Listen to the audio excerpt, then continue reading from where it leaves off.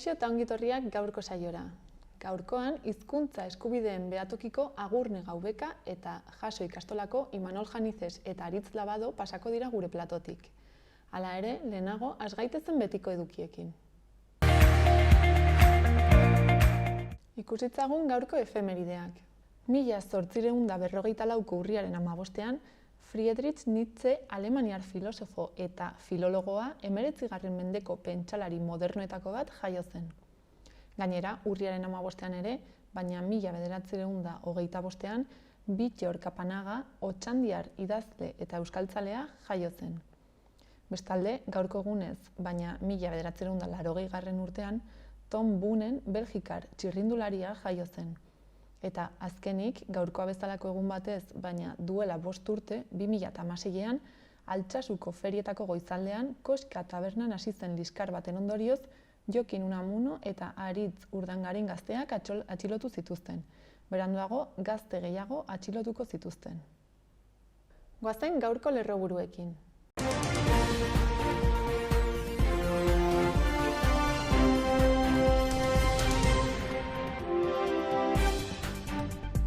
Lab sindikatuak elkartaratzea egin du gaur goizean PSNek Iruñeko Sarasate pasealekuan duen egoitzaren aurrean. Nafarroko gobernuaren hizkuntza politika eta euskarak pairatzen duen bazterketa salatzeko. Irujo kontseilariak herritarren artean energia kultura berri bat sustatzearen alde apustua egiten du. Nafarroa pobreziarako eta gizarte bazterketarako arrisku txikiena duen komunitatea da. Nafarroko ubidea eraikitzeko lanak Lerin parean 2022ko udazkenean amaituko dira. 200 ikasle elkarteko hilerrian aurkitutako San Cristobal gotorlekuko 5 preso hobitik ateratzeko lanetan izan dira. Iruñeko udalak hitzarmenak sinatu ditu 4 kirol federazioarekin Coworkies programako jardueretan lagun dezaten. Nafarroko liburutegi publikoen sareak 5 erakunderekin elkarlanean ari da 3 hileko honetarako programazioan. Ciudadelako Arma aretoan Audiovisiones erakusketa dago ikusgai begirada bat mundu garaikideari teknikak, formatuak eta adierazpen lengoiak hibridatuz. Nafarroko sokatira txapelketa 2021 urriaren 16tik azaroaren 6ra izanen da. Urriaren 16an emanen zaio hasiera Leitzako Amazabal pilotalekuan arratsaldeko 5etan. Lizarra ikastolak antolatutako Nafarra Oinez jaia 2 egunetan ospatuko dute urriaren 16an eta 17an Lizarran.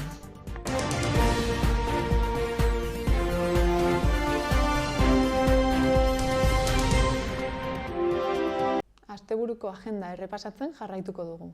Gaur, sekula ez liokete euli bati egalik kenduko liburuaren aurkezpena eginen dute 7:30 Karrikirin.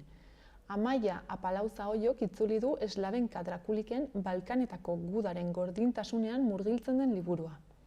Eta bestalde, igande honetan, Nafarroa Oinez jaia ospatuko da Lizarran. Pasa gaitezen gaurko komunikabideen azalak aztertzera.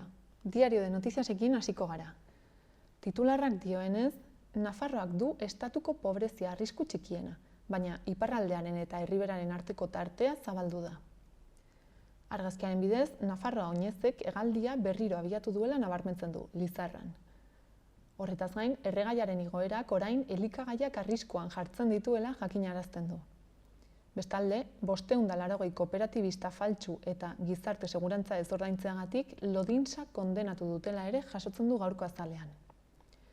Gai aldatuz, topagunea euskararentzako espazioak eta aukerak bilatzen aritu dela aipatzen du, eta Aieteko konferentziatik 10 urte igaro direla ere gogorarazten du. Bestetik, estatuak N121A hobetzeko beste 15 milioi jarri dituela jakinarazten du gaurko Notiziasek. Eta bukatzeko, Zubiri Iruñea itzuli dela gogorarazten du, murrizketarik gabe eta 2 urte geroago. Diario de Navarrara pasako gara.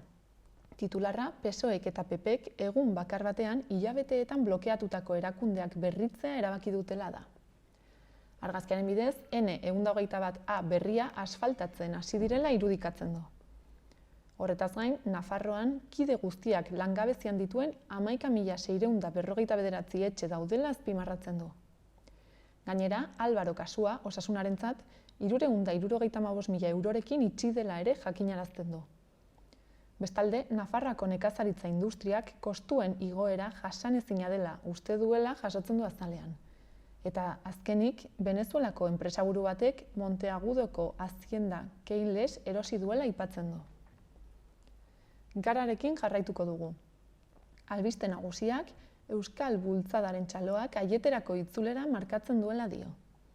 Bestalde, EAJ argiaren prezioa merketzeko dekretuan abstenitu egin dela jakinarazten du.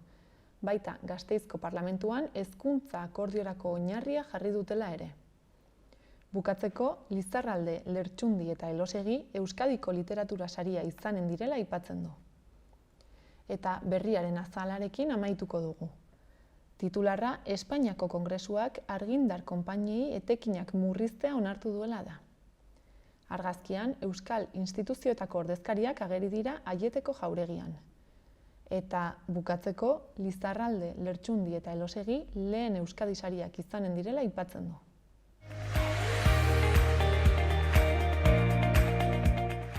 Joan gaitezen orain, gaurko eta asteburuko eguraldien iragarpenak ikustera. Gaur ostirala, hodeiak eta ostarteak tartekatuko dira. Goizean goiz, erdimailako hodeiak eta goi-hodeiak agertuko dira, baina orokorrean egunaren lehenengo zatian giro eguzkitsua izango da.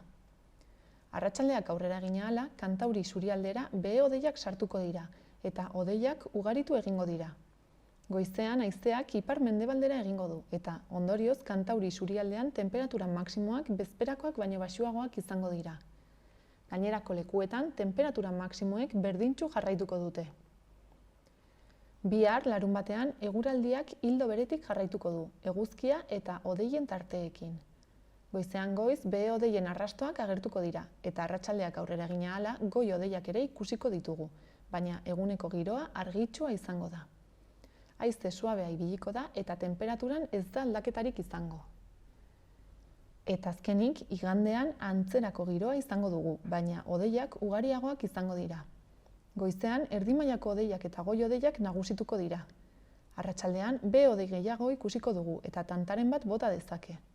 Bestetik, hegoaldeko haizea ibiliko da eta ondorioz Kantauri isurialdean tenperatura maksimoak apur bat igoko dira.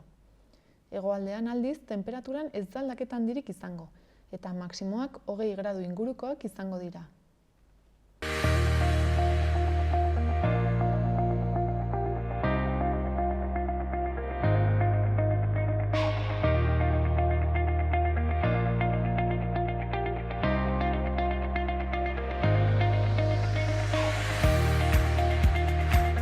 Orain, hizkuntza eskubideen behatokitik Agurne Gaubeka etorri da gure platora.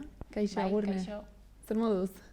Ongi, hasi gara ja martxan. Ikasturtearekin. Bai, ikasturtea hasi da gogor, bai. Lan askorekin orduan. Bai, tope gabiltza. Eta bueno, azkeneko berria edo ez, izan da zuek salatu duzuela, Nafarroan ez direla hizkuntza irizpideak bermatzen edo eskatu duzu ez, hizkuntza irizpide batzuk kontutan har daitezen.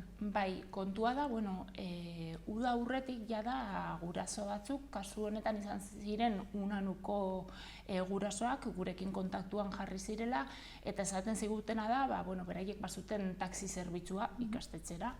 Eta orain arte, beti taxistak euskaraz ekiela eta aurrekin, ulertzen dugu ere segurtasun kontuengatik ere garrantzitsua dela euskara jakitea pertsona horrek, eta da euskaraz ekiela, baina Nafarroko gobernuak egin duen kontratu berrian, jada beste pertsona bat kontratatu duela, eta horrek euskararen ezagutzarik ez zuela, orduan aurrekin pertsona horrek ez zuela euskaraz egiten, ez? Horren ostean, Orkoiengo ikastetxeko guraso batzuk ere gurekin kontaktuan jarri ziren, eta hauek ere antzeko kasu aipatzen ziguten. Kasu honetan autobus garraioa zuten, eskolara joateko, eta komentatzen zigutena da, zaintzaileek aurrekin gaztelaniaz hitz egiten zutela. Orkoiengo ikastetxearen kasuan ere, aur guztiek D ereduan ikasten dute, eta beraz guk ulertzen dugu garraio zerbitzua dela hezkuntza zerbitzuaren, hezkuntza komunitateak eskaintzen duen zerbitzu bat da, eta hor aurrek dereduko autua egin badute, beraien ikasketa prozesu osoan ematen diren zerbitzuetan, azkenean badirela zaintzaileak, hezitzaileak ere nolabait badirela, eta horietan hizkuntza irizpideak kontuan hartu behar direla, eta pertsona horiek gutxieneko bat izan behar dutela euskara ulertzeko eta hauekin euskaraz egiteko, ez? Eta orain arte zerbitzu horiek euskaraz izan dira, orain ari dira aldatzen ala? Unanuko kasuan adibidez, lehen euskara ziren, eta orain gaztelaniaz, eta horkoiengoan gurasoek esan digutena da, urteak daramatzatela eskatzen zaintzaileak euskaldunak izatea, baino ez dutela lortzen. Orduan, gu pixka bat hasi gara ere sortzen elkartearen bidez, hasi gara begiratzen, ze ikastetxeetan gehiago dituzten antzeko arazoak, ze kasu honetan garraio zerbitzua da, baina izan daiteke ere, bestelako zerbitzu batzuk egotea, hezkuntza departamentua kontratatzen dituenak, eta non hizkuntza irizpideak ez diren kontuan hartzen, ez? Eta kasu gehiago aurkitu dituzue? Bai, printzipioz hor gabiltza, baina ikusten ari garena gainera da Nafarroa osoan ematen den kontua izan daitekela. Hau da, legeak ezarritako eremu euskaldunean ere badaudela kasuak, horrelako kasuak. Eta, gu pixka bat hasi ginen aztertzen, eta Nafarroan ez dugu aurkitu esleipenik non ezartzen den zaintzaileek euskarazko ezagutza minimo bat izan behar dutela. Legean ere, 102/2017 foru agindua dago, eskola garraio arautzen duena, eta hor ere ez dago hizkuntza irizpiderik. Hor ezartzen da, hitz egiten da, zaintzaileen egokitasunaz, baina egokitasun horren barruan ez da hizkuntzaren kontuan hartzen. Orduan zuek ez, eskaera bat erregistratu duzue Nafar gobernuan, hori eskatuz ez, kontutan izan dezaten hizkuntza? Hori da, bai, guk hezkuntza departamentuan eta Arartekoan ere erregistratu dugu gai hau, uste dugulako, garrantzitsua dela, haur batzuen eskubideak daude tartean, baina gainera uste dugu, segurtasun neurriak eta irizpide horien barruan ere egon beharko litzatekela, aurrak ulertzea eta aurrak ulertzea eta zaintzaileak ere, kasu batzutan esaten ziguten gurasoek, haur txikienak elebakarrak zirela, euskaldunak zirela, eta ez zutela zaintzailea ulertzen, ez? Orduan, kasu hauetan uste dugu hezkuntza departamentuak duela berariaz, hemen ardura, ez? Bai esan zaigu, agian ikastetxearen kontua dela, edo enpresarena dela, gurasoek komentatzen digutena da, ikastetxeak esaten duela, enpresari dagokiola, eta enpresak aldiz esaten digutena da, bera kontratatu duena Nafarroko gobernua dela, eta esleipen horietan, berari ez aiola inongo baldintzari jartzen, eta beraz, garraio enpresak dituen kontratazio horietan ere ez du kontuan hartzen zerbitzu hori emateko euskara behar denik, ez? Eta ez da posible agian zuzenean ikastetxeek kontratatzea zerbitzu hauek? Ez, kontratu hauek garraio zerbitzua adibidez Nafarroko gobernuaren ardurapekoa da. Orduan guk argi genuen Nafarroko gobernuari eskatu behar geniola, bai. Eta momentuz jaso duzuen nolabaiteko erantzunik edo? Ez dugu jaso, Arartekoak ere bideratu du hau, baina egia da hezkuntza departamentuak oraindik uste dute errekerimendu bi egin dizkiola, eta oraindik ez duela inongo erantzunik eman, ez? Beti gauzabek luzerako. Bai, hezkuntza departamentuak luzerako jotzen ditu beti erantzun guztiak, baina, gero, guretzat gai hau ez da gai isolatu bat. Esan nahi dut, ari gara garraio zerbitzuaz, baina Nafarroko gobernuak kontratatzen dituen beste hainbat zerbitzu publiko ditugu. Eta guzti horietan ere ez dira kontuan hartzen hizkuntza irizpideak. Adibidez, atzo parlamentuan 2018 kontratazio publikoaren legea eztabaidatu zen, eta horre ere hizkuntza irizpidea kontuan hartzeko sartu diren mozio guztiak atzera bota dira, ez? Horrek erakusten digu, azkenean gaudela zerbitzu publiko batzu jasotzen, baina ez dugula inongo bermerik zerbitzu publiko horietan gure eskubideak bermatuko direnik. Eta aipatu duzu ez, bereziki agian garraioan ematen dela, orduan gehien bat zer eragiten dira, agian landa eremuko edo herri txikietako aurre egoera honek? Bueno, denetarik ez du zertan. Azkenean Nafarro osoan garraio zerbitzua hirietan ere erabiltzen dute. Eta batzutan zaintzaileak euskaldunak dira, baino ez berariaz hori da, beti pasatzen zaiguna, ez? Nafarroan beti kasualitatez dela euskalduna izatea, ez berariaz eskatu zaiolako kontratazio horretan euskara jakitea. Eta orain, zuen partetik, zeintzuk izango dira aurrengo pausoak, ala momentuz itxaron behar da, ze erantzun jasotzen duzu? Printzipioz hori bildu ginen gurasoekin ere, bai bideratu dugu, bai dagozkien ikastetxeetara, Arartekora eta Nafarroko Gobernura gaia, baina egia da hemen oztopo nagusi bat aurkituko dugula, eta da hori atzo eztabaidatu den eta komentatu den, atzo hartu den kontratazio publikoen gaian, ez dituztela hizkuntza irizpideak sartu, ez? Orduan gure kezka pixka bat da, Nafarroko Gobernuak ezarriko balu ere, norbaitek esango balu eskola garraiorako euskara jakitea ikastetxe hauetan beharrezkoa da, hori izango balu ere, ez ote duen norbaitek horren kontra egingo esanez 2018 legean ez direla hizkuntza irizpideak kontuan hartzen kontratazio publikoetarako, ez. Orduan hor dugu kezka eta jarraituko dugu, Arartekoarekin ere egongo gara, ze uste dugu, hauek badutela eskubidea hezkuntza sistematik jasotzen dituzten zerbitzu guztiak era integral batean euskaraz jasotzeko, ez? Eta horrekin jarraituko dugu lanean. Orduan itxaropentsu zaudete, badago zeregina ala oso zaila. Zaila izango da, ze batez ere ikusten duen ari gara, hemen erabaki politiko horiek eta orain hartu diren erabaki atzerakoi guztiak, gero gure egunerokoan badutela eragina, ez?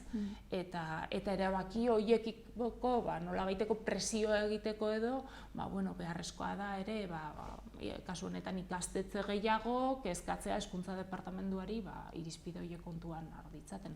Baina, ikusiko dugu gaiak zer ematen duen, bai.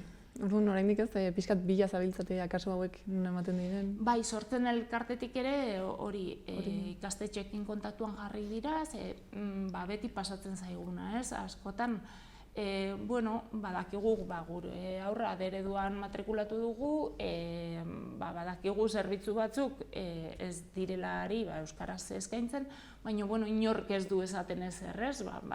Horrela egon da lehendik eta horrela hartzen dugu, ez? Eta guk horren aurrean animatzen ditugu gurasoak pausu bat aurrera ematen eta esaten besteek eskubidea duten bezala eta jasotzen dituzten bezala gaztelania zerbitzuak, guk ere eskubidea dugu euskaraz zerbitzua jasotzeko, ez? Garrantzitsua da, ez? Denak elkartzea eta benetan kontutan izatea zenbat jenderi eragiten dion honek. Bai, hori da. Ez dela kasu isolatua eta orain garraio zerbitzua dela, baina aurkitu gaitezkela ere bestelako zerbitzuekin. Eta honen harira ere guk hezkuntza departamenduari eskaera egin diogu, aurre eta gazteei lotutako bestelako, azpikontratatzen dituen bestelako zerbitzuekin ere, adibidez, aiziarako zerbitzuetan, edo horrelakoetan ere pasatzen da, monitoreak daude, zaintzaileak daude, eta horietan ere ez da kontuan hartzen. Orduan, horrelako zerbitzuetan ere garrantzitsua dela aizian euskararen presentzia izatea aurre eta gaztetxo horiek, ez? Bai, dena den gero ez, aizialdian aukera gehiago daude eta agian ere familiak eta erabaki dezake, ala ez da guk uste dugu aukera handiagoa daude aizialdian zalantzan jarriko nuke egia da, aukerak agian batzutan euskalgintzatik eta sortzen direla edo alternatibak sortzen direla, baina benetan aizirako aukera horiek ez dira sistema publikoaren parte. Adibidez bat jartzearren, bagoaz Iruñako udalaren Zibibox eskaintzetaran, nik animatzen ditut herritarrak begiratzea pixkat kuskuseatzera, eta kontatu aldituzu 50 ekintza hilabete baterako, eta 50etik agian 3 dira euskaraz, eta dira hori 3 edo 4 eta gehien jota dira haur oso txikientzat, eta ipuin kontalaria horrelako eskaintza bat, adibidez gure gazteek zerbitzu publiko bat denean ez dute euskarazko eskaintzarik. Eta horre presio egin behar dugu. Edo kirol eskaintza bat denean, askotan udaletxe edo Nafarroko gobernuak kirol eskaintza azpikontratatzen du. Horre ere euskara ez dago inon, eta guk ere, zerbitzu publiko horiek ordaintzen ditugu, eta beraz, eskatu beharko genuke ere, zerbitzu publiko horietan euskarazko eskaintza bermatu dadin.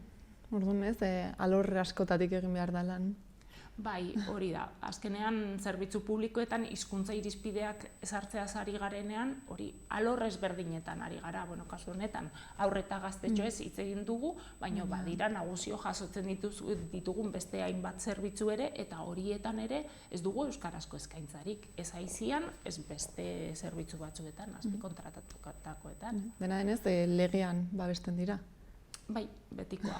Eta kasu honetan, esan dugu, kontratazio publikoaren legeak ez duela inon aurre ikusten herritarrek, Nafar herritarrek badituztela hizkuntza eskubide batzuk.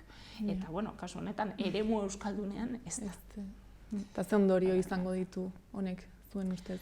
Guretzat, hau garrantzitsua da, ze ondorioak izan ditu eta izango ditu, ez? Azkenean, ari gara, eremu publikoaz, hau da, jasotzen ditugun zerbitzu publikoak zuzenean Nafarroko gobernuak kontratatzen dituenez, baina bada beste espazio bat ere. Azkenean, hori izan duguna, gure egunerokotasuna isladatzen duten zerbitzuak dira, eta azkenean guk ere erabaki horiekin pasatzen zaigu, txipa aldatu behar dugula, behartzen gaituzte txipa aldatzera eta gaztelania erabiltzera. Orduan, bai aizian edo bai goaztenean zerbait aukeratzen dugunean, ze aukera ditugu euskaraz hitz egiteko eta euskaraz hautatzeko.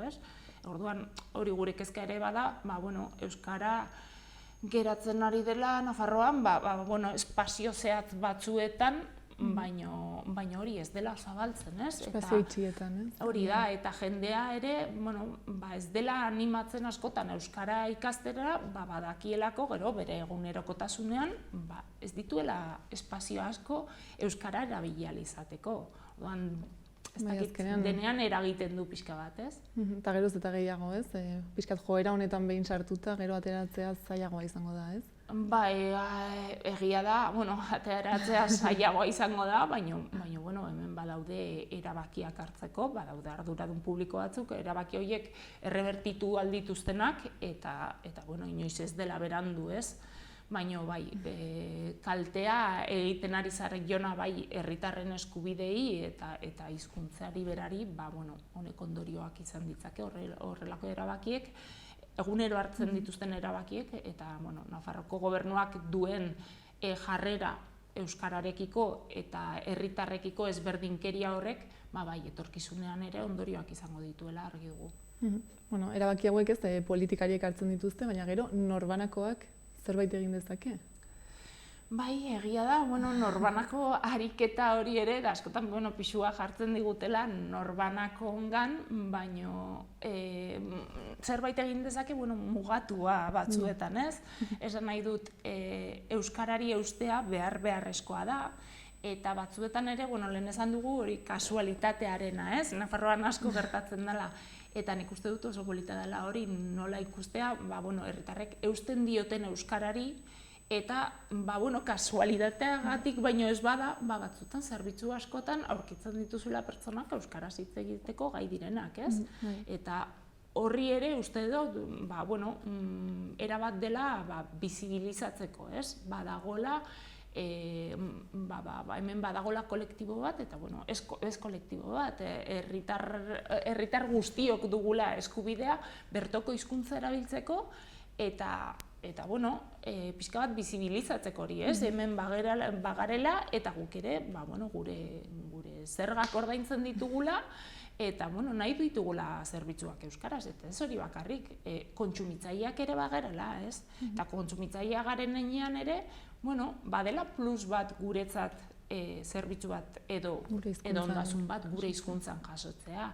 Eta hori ere, uste dugu, enpresek eta ere kontuan hartu beharko luketela. Gauza bada hori zerbitzu publikoetatik, baina gero horrazpian badira enpresa asko ere, eta uste dugu borondatez ere, naiz eta esleipenetan ez jarri, borondatez hartu ahalko zituztela enpresa horiek, beraien bezeroi eskaintzen dieten zerbitzuarekiko kalitatea hobetze aldera hartu ahalko zituztela euskararekiko neurri positiboak, ez? Orduan aukera desberdinak daude, ez? Behintzat bat aizten bada, agian bestetik tiratuz. Nahi izan ez gero, uste dugu, hor enpresek ere badute dela zer esana, baino argi dago, eremu publikoaren alorra hor jarraitu behar dugula ezigitzen bai. Ez dakit, zerbait faltatu izan den, aipatzeko ez, ala agian bukatzeko zer azpimarratu nahiko zenukeen, ala ze mezu bidaliko zenukeen?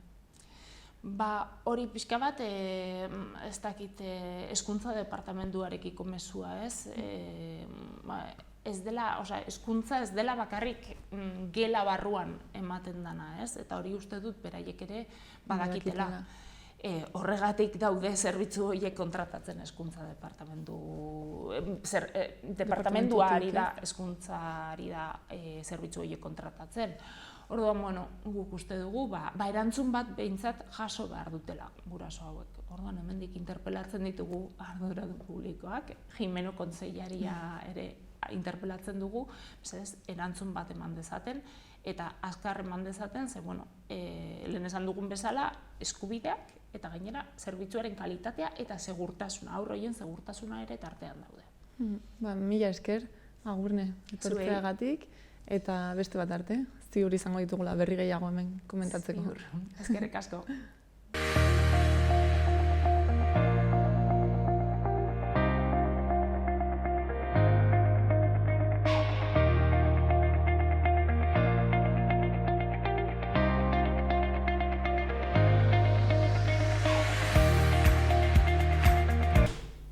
Udalerrietako albisteekin jarraituko dugu. Zizur nagusian, aurten ere udalak 5. erakusleiho lehiaketa antolatu du Zizur nagusiko merkatariek beren bezeroak erakartzeko egiten duten ahalegina eta lana saritzeko, Gabonetako erakusleioen irudimenaren eta originaltasunaren bidez. Horrela, erosketa giro atsegina sortuko da Gabonetan, tokiko merkataritzari pizgarri gehigarri bat emanez. Aurreko urteetan bezala, originaltasun eta berrikuntza irizpideak, diseinua, muntaia, argiztapena eta erakusketa proiektuaren harmonia baloratuko dira besteak beste. Erakusleioek irekita, ikusgai eta argiztatuta egon beharko dute 2021ko abenduaren 17tik 2022ko urtarrilaren 8 arte egunero goizeko 10:00 gaueko 10:00. Epaia urtarrilaren 10ean jakinaraziko da webgunearen bidez eta irabazleei jakinaraziz. Izen ematea urriaren 13an, pasaden asteazkenean hasi zen, eta 22an ostiralean amaituko da 2:30. Izen emateak aurrez aurre egin ahalko dira udaleko herritarren arretarako bulegoan astelehenetik ostiralera goizeko 8:30tik 2:30. Horretarako izena emateko fitxa bete beharko da edo bestela bide telematikoz ere egin daiteke. Eta horretaz gain, ohikoa den bezala, Zizur nagusiko udalak Gabonetako 2021 pasaportea kanpaina tradizionala abiarazi du, udalerrian erosketak sustatzeko eta atxikitako establezimenduetan kontsumitzen parte hartzen duten pertsonak 300 euroko 3 kupoirekin saritzeko. Saltokiei, zerbitzuei eta ostalaritzari dagokienez, kanpainarekin bat egiteko epea urriaren 13an asteazkenean izango zen eta urriaren 22an ostiralean amaituko da, 2:30 ere. Izen emateak aurrez aurre egin ahalko dira udaleko herritarren arretarako bulegoan astelehenetik ostiralera goizeko 8:30tik 2:00 eta horretarako izen emateko fitxa bete beharko da. Atarrabian, kulturetxeak 10. urteurrena ospatuko du urriaren 16tik 23ra kultur hitzorduz betetako programazioarekin. Bihar, Kalakan eta San Andres koralak kontzertua eskainiko dute 2 saiotan, bata 5:30 eta 8:00 bestea, eta sarrerek 10 euroko prezioa dute. Igandean bestalde, arratsaldeko 8:00 Big Drumsen kontzertua izanen da 8 euroko sarrerarekin. Astelenean, Atarrabia belaunaldi konprometitu baten oroimenean bigarren zatia ikus-entzunezkoaren aurkezpena eginen dute 7:30. Gonbidapenak kultur etxeko lehiatilan jasotzen halko dira. Asteartean gainera, Non dago Mikel dokumentala proiektatuko dute, eta hurrengo egunean, asteazkenean, Telma y Luis pelikula. Ondorengo egunetan, antologia poetikoa aurkeztuko dute, eta Atarrabia abesbatzak eta suakaik 10 lurra ikuskizuna eskainiko dute. Programazio eta detaile guztiak udalaren webgunean kontsultatu daitezke. Iruñean, Maria Caballero gizarte zerbitzuetako komunitate ekintzako eta kiroleko zinegotzi ordezkariak Nafarroako futbol, saskibaloi, euskal pilota eta xake federazioetako arduradunekin lankidetza hitzarmen bana sinatu du. Coworkids haur eta nerabendako programako jardueretan parte har dezaten. Hitzarmen horiei esker, prestakuntza saioak eta hastapen ikastaroak emanen dira, eta parte hartzaileekin topaketak antolatuko dira.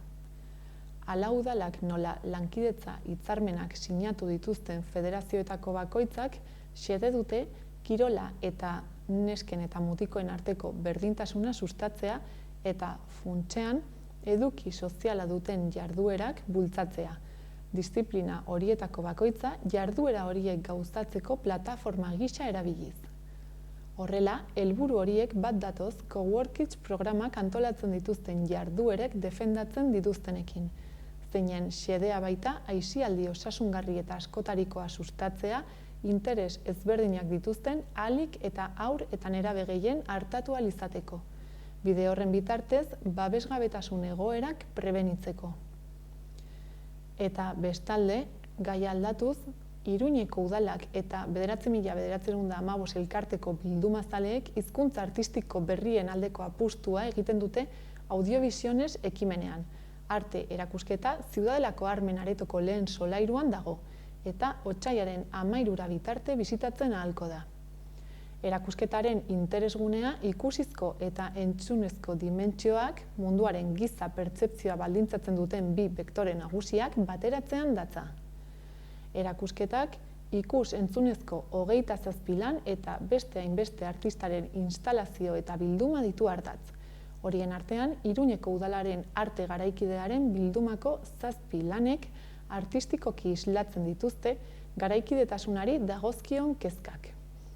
Hala nola, adimen artifiziala eta automatak, terrorismo globala, genero estereotipoak, egungo bizitzaren erritmo bizia eta arteak identitatearen islan edo definizioan duen zeregina.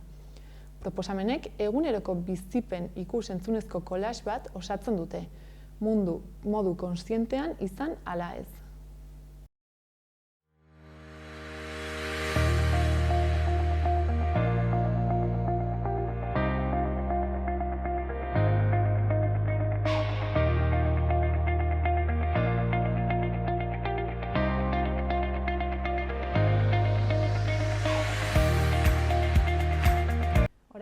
Jaso ikastolatik Aritz Labado eta Imanol Janitez etorri dira gure platora. Kaixo bikote. Kaixo. Zer moduz? Ongi. Ongi, bai.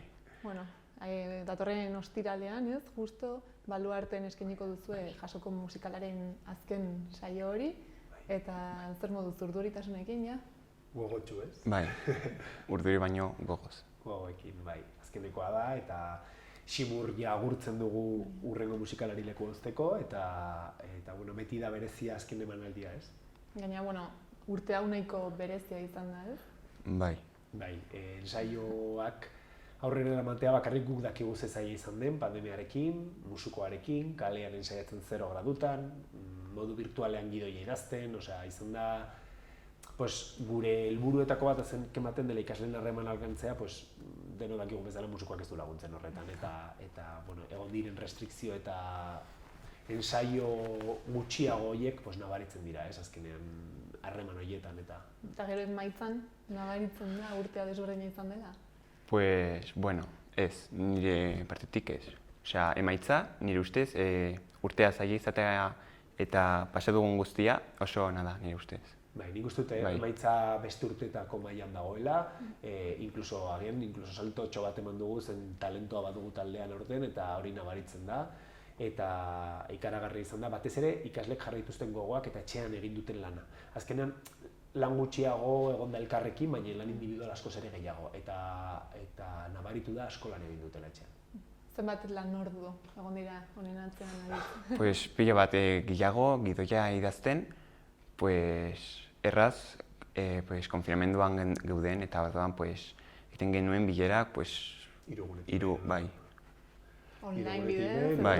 Bi ordutxo elkartzen ginen eta hor, pues venga, ideiak ematen, idazten batzuk estena batzuk, beste batzuk sortzen mit taldeak alde batetik batzuk, beste batzuk beste alde batetik. Eskat zoratzeko moduan. Bai, gestioa zen zaila, baina bueno, hartzen genuen gure denbora eta poliki-poliki aurrera ateratzen genuen, jakin gabe gainera egin ahal izango genuen. Zer normal genuen B-plan bat, zela pelikula bat grabatzea eta egitea modu individual batean, modu toma alik eta jende gutxiekin, alik eta jende gutxiagoarekin, eta baina, bueno, azkenean aurrera atera izan genuen musikala, eta ja gu berritan hartu genuen erabaki definitiboan musikala izango zela eta ez pelikula, zen azkenean abestien lanketa eta hori guztia berdina da, ez? Eta, bueno, aurrera atera genuen, eta gainera kriston subidoiarekin, porque aurreko urtean estrenatu ezin gabe, pues... Bai, ez, orain azkenan lortu duzue, eta, bueno, momentuz ez, zenbait tokitan erakutsi duzu eta zer moduz joan da? Bai, pues, ustitan oso ongi joan da, eta espero dugu baluarten baita ere horrela izatea. Adibidez, Barainainen lehenengoa izan zen nire ustez, hoberena. Bai? Bai. Agian ez, oso gogotsu zineten. Bueno, igual bai, pero zegoen, pues, maila oso altuan nire ustez. Bai. Bueno, zen nire lehenengo aldia. Eta gero nik uste dut zeuden gogoak. Gero aste oso bat pasatzen dugu Barainainen kasi bizitzen, ez? Montajeak, ensaioak, gero normalean egiten dugu funtzio bakarra, goiz eta arratsaldez, bueno, bi funtzio, baina hori 3 egunetan egin behar izan genituen, aforo murrizketak zirela eta orduan izan genuen. Goizeko emanaldi bat ostegun batekin, ostiralean goiz eta arratsalde eta larunbatean arratsalde. Zen aforoa zegoen 150ean eta 4 emanaldi horiekin egin genituen 3 egunetan banatuta, batez ere atxeden bokalagatik eta atxeden fisikoagatik, lortu genuen normalean sartzen dugun publiko berdina 2 emanalditan egun berean. Orduan, claro, beharrezkoa zen, ez? Inor kanpoan ez ezteko, ez? Orduan, artisten bizitza eramaten duzue? Bai, bueno, gutxi gora bera bai. Adibidez, abeslariek eramaten dute dieta bat, baita? Bai. Aste batzuk lehenago, ez? Bai, aste pare bat lehenago, batez ere ahotsa zaintzeko, aholkuak dira bereziki, ahotsak azkeneko asteetan sofritzen du karga handia, lan karga handia, eta orduan aguantatu behar du lan karga hori ongi. Eta orduan badituzte aholku batzuk, haien ahotsa zaintzeko, batez ere ez hozteko, bueno, dena hobeto joan dadin eta minimizatzeko alden neurrian, akatsak eta urraketak eta lesio bokalak izateko aukera, ez? Orduan profesionalki egiten duzuen lan? Bueno, saiatzen gara, hain zuzen ere, proiektu honen lan egiteko moduetako bada profesionalen handik ikastea. Bai eszenografian, bai komunikazioan, bai dantzetan, bai maila bokalean, saiatzen gara hurbiltzen aldugun gehiena produktu profesional batetara eta haien lan teknikak erabiltzen, noski argiztapenen soinuan ere. Orduan horrek ekartzen du ikasleek, profesionalek erabiltzen dituzten teknikak lantzen badituzte produktua asko hurbiltzea horretara. Jakinda beti ere, 12 eta 16 urteko ikasleak direla eta egingo dutela haien neurrian eta haien trebezien arabera alduten hobekiena. Eta zure kasuan Aritz, nola baloratzen duzu esperientzia? Asko ikasi duzu, hobetzen joan zara, zer eskaini dizu honek? Pues asko eskaini, bai, hobetu, segurazki hobetu dut zerbaitetan, ezakit, igual, eske da proiektu pedagogikoa, baina ez da bakarrik hori, baita ere erakusten dizu, beste pertsonekin, gauzak, hori, sozialagoak direnak. Eta horretan nik uste asko hobetu dudala. Eta adibidez, casting bat edo frogaren bat egin Bai. behar zenuen. Bai. Nola erabakitzen da, ez? Nola erabakitzen dira paperak edo bakoitzak zer egingo du? Bueno, inor ez da kanpoan inoiz gelditzen.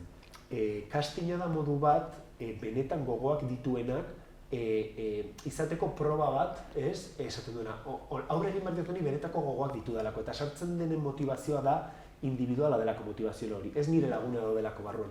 Zen horrek, etorkizunan bestela ekartzen du, galtzen laguna, joaten bada, duzten badu, besteare joatea.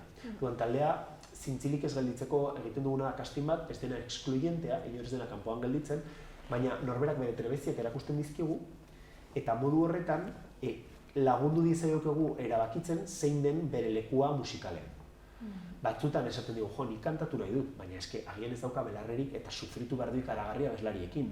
Baina igual ikusten dizkigu beste doai batzuk, izan ditugu kasuak, neska bat gogoratzen naiz, orain dela 4 urte, pianoa jotzeko eman zuela izena. Datorren urterako dauka protagonista papera abeslari bezala. Eta guk esan ginen, zergatik ez duzu kanta bat prestatzen eta entzuten dugu, eta ohartu ginen, zerbait ikusi genuen kastin horretan, bazuela, sentitzen zuela musika, bazuela belarria, eta hasi zen poliki-poliki, lehenengo urtean, ikergarrizko lotxak, oso gaizki pasatu zuen, sufritu zuen, baina gaur da eguna, bere izaera aldatu dena erabat, eta uste dugu egin batean izan daitekela musikalak eman dionari esker. Modu positiboen, beti ere. Bai. Orduan, ez? Kriston lanketa dago, eratzean. Bai, ikaragarria, maila pedagogikoan, zenbat negar, nire bulegoan ez da batzuk eta beste. Agobiogatik, beste momentu batzuetan, eta gu, irakasle bezala horrekin jolastu behar dugu, lagundu behar diegu, eman behar dizkiegu erramintak hori aurrera ateratzeko, eta batez ere, norberak bere buruan konfiantza lortu, hori da gure helburua.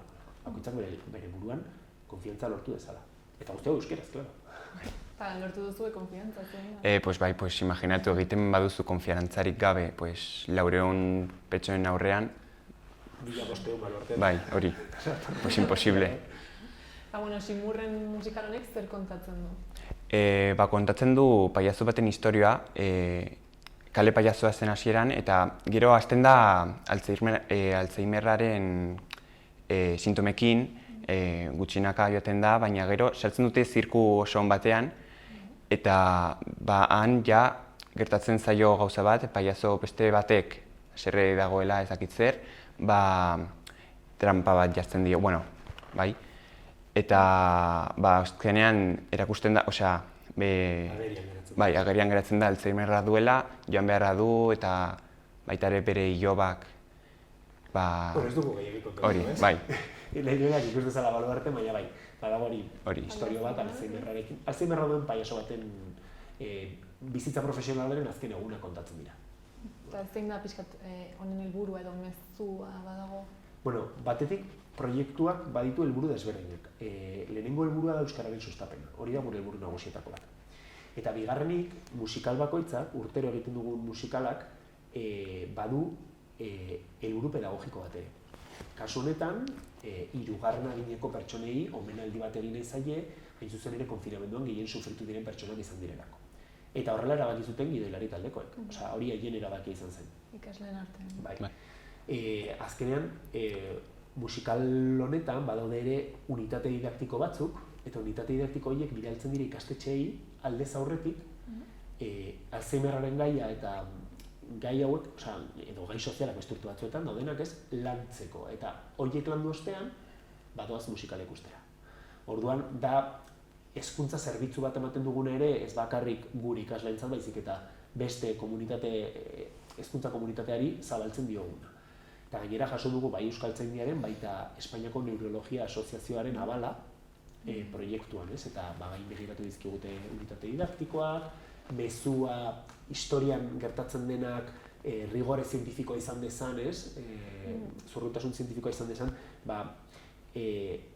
egon dira historiaren gainean ikusteko bai sintomatologia gertatzen da prozesu honekin, lehenengo do hau, gero do hau kronologikoki, ongi ari zarete, ez?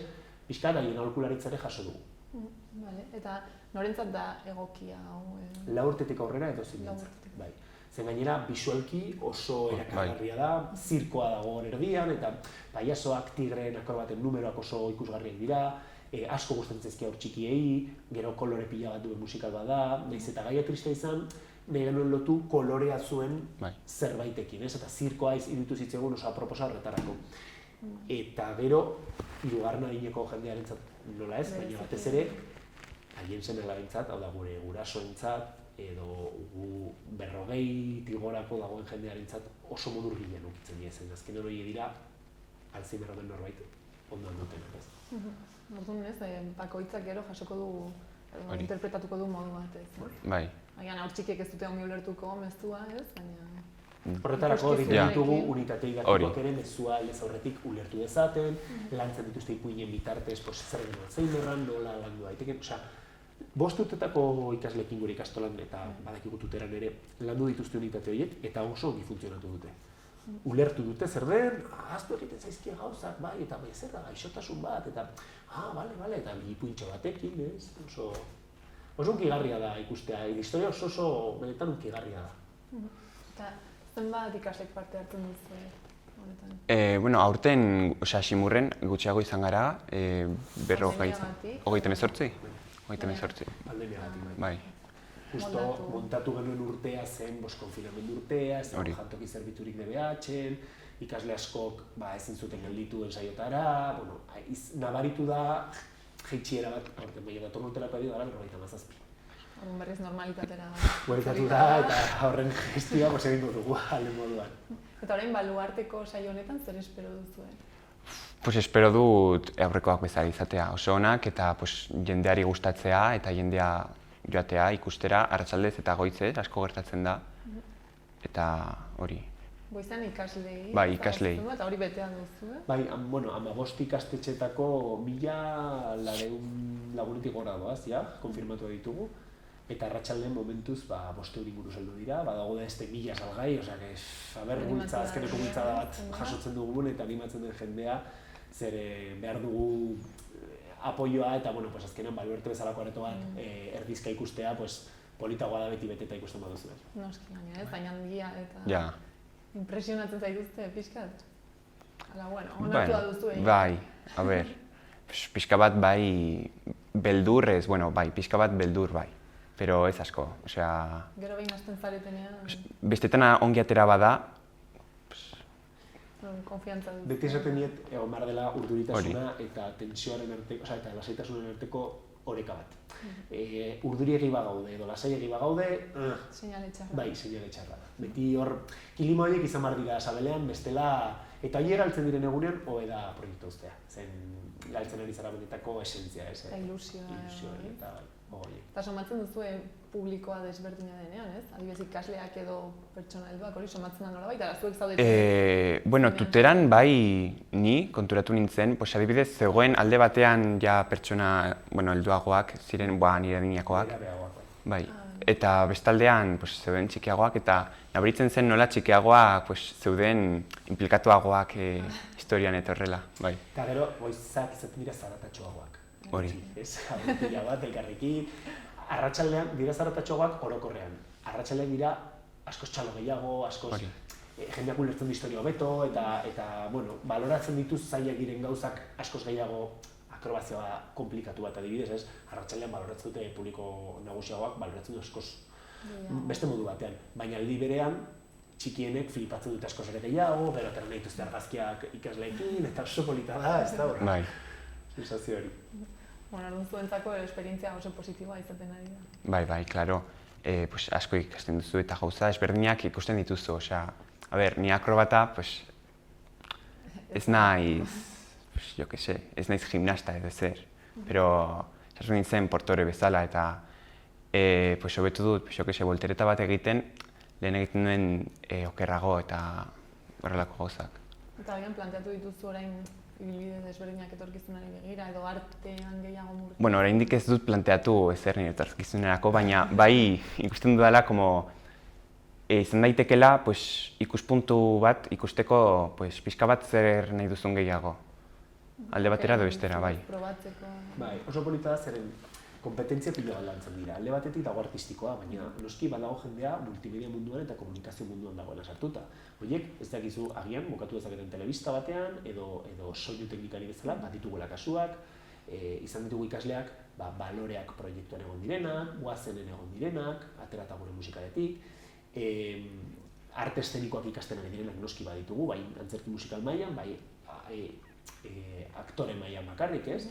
Eta noski, adibidez, genuen atretzoko ikasle bat ere izan genuen, antolakuntza lanetan oso ondo biltzen zena eta ikasi zuen organización de eventos.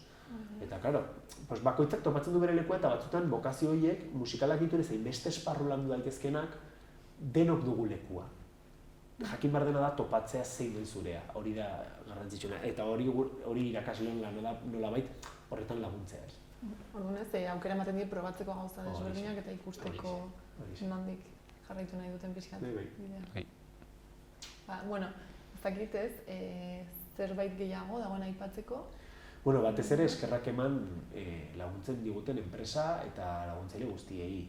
Hor ditugu Komanai, badugu Txanko, komunikazioan ere laguntzen ikasleekin, kartelgintza formazioekin, Komanai ingenieritza lanetan laguntzen digu, produktua estetikoki hobetzen, nola ez Binario Estudio, Nafarroako gobernuak, Jorge Lighting, Iruñeko udala, badaude enpresa pila bat laguntzen digutenak, eta laguntzen dutenak proiektua osotasunen egoten, ez? Baina urtetik urtera ez, geroz eta ezagunagoa da? Bueno, ez dakigu, espero dugu, aurten sarretan arratsaldean ez ari nabaritzen gehiagi, baina bultzatxo bat daukagun eta azken txampa honetan eta lortzen dugun. Bai, ez azkeneko emanaldia ongi bukatzeko. Horixe, importanteena, ikasleak pozik atera daitezela, disfrutatu dezatela eta gozatu dezatela eta utzi dezatela duten guztia barnean, utzi dezatela egun horretan hor eta gero jango da denbora, ez da, urrengorako. Gainera ikusleek ere seguru disfrutatzen dutela. Espero. Mila esker. Zuri. Zure denboragatik. Eta primera joan dadila. Espero dugu. Beste bat arte. Vale.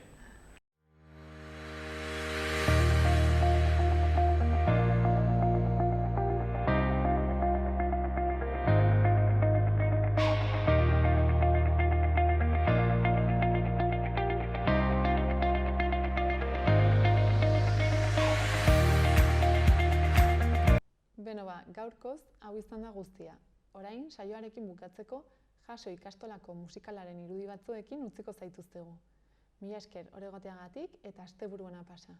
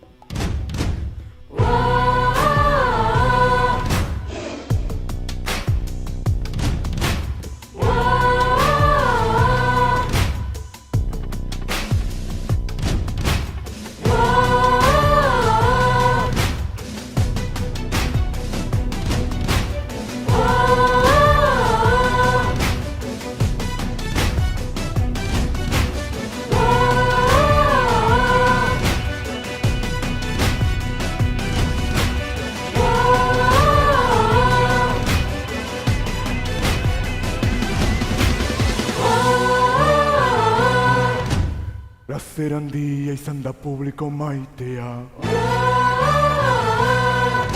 gazte gizon aurre edo emakumea. Gure lana zuen gozamena izan da gaur fantasida, zure zirkua, magia eta ilusio sortzailea. Hau da magia eta ilusioaren mundua, agurra mateko iritzira momentua.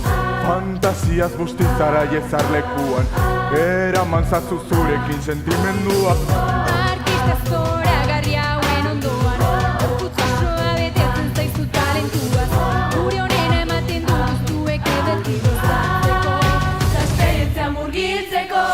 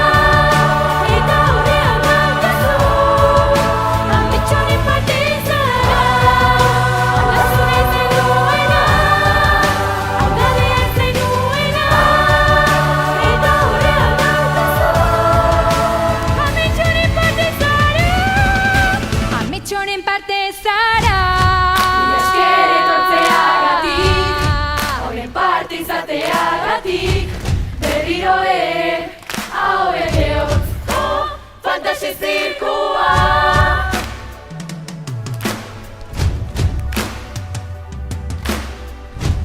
Zure argia izan gara, baina showa bukatu da. Berriro ere, hau ere hotz. Fantasi zirkua.